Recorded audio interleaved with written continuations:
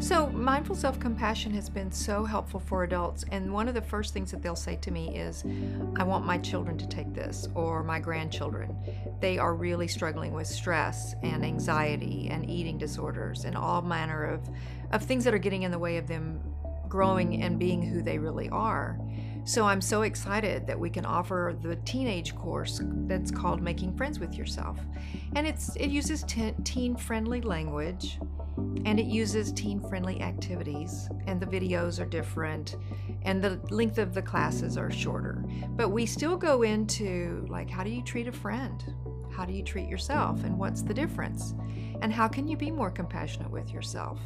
And one thing that teens deal with a lot is their sense of, very much like with adults, I'm all alone. Like the common humanity piece is really tough for teens because they're constantly comparing themselves on social media and with all the ads that you see about especially women, but even men.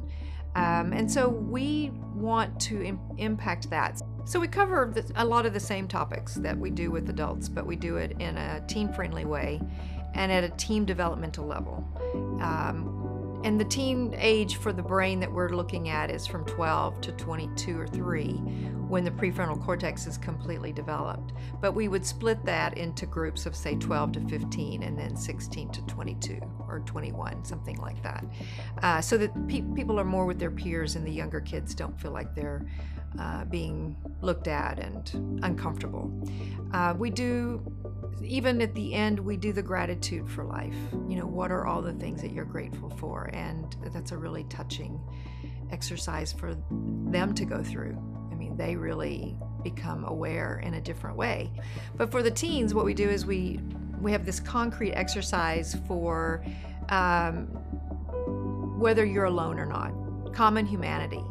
And so we ask them all to go on one side of a rope that's laid down on the ground.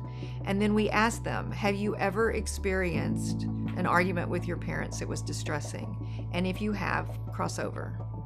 And so everyone crosses over, and everyone gets to see that everyone else has crossed over. And then, have you been bullied? Everyone crosses over. And then, have you been dropped by a friend group or by a boyfriend or girlfriend? And everyone comes over. And they begin to see that these experiences are just not isolating experiences for them, but that they have that in common with just about everybody. And the few who may not come over on one will definitely come over on all the others. And so, yeah, you may not be experiencing every single thing that we talk about, but you're experiencing most of them.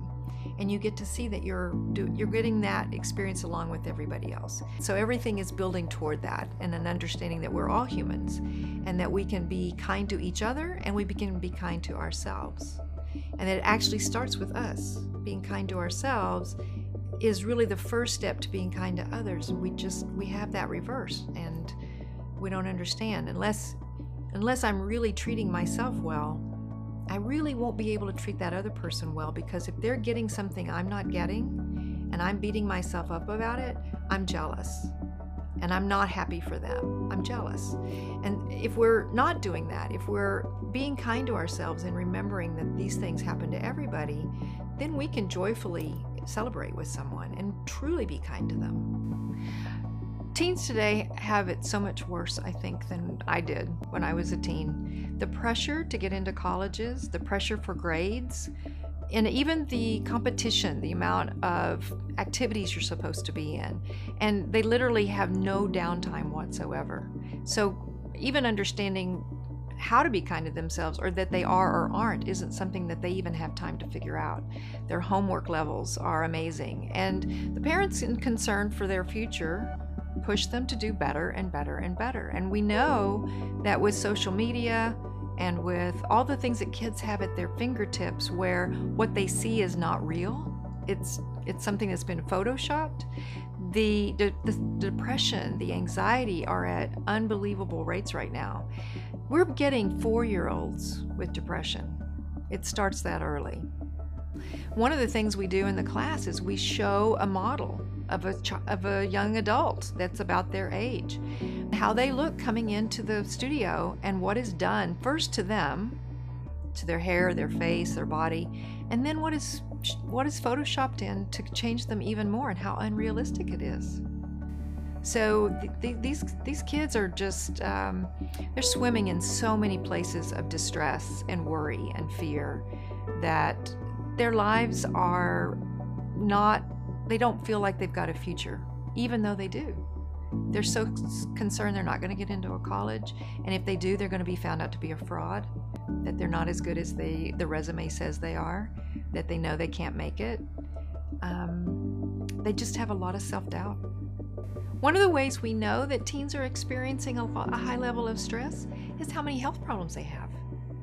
You know, they're having issues with their heart, with diabetes, with hypertension, all kinds of stress-related symptoms that are usually identified in older adults, and they're having them at younger and younger ages.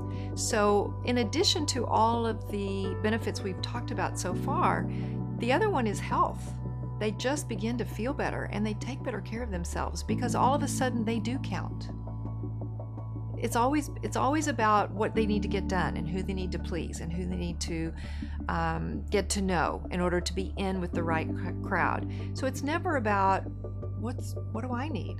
What do I want?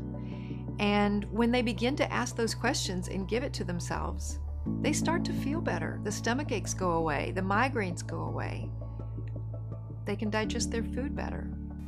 So self-compassion is a big health benefit.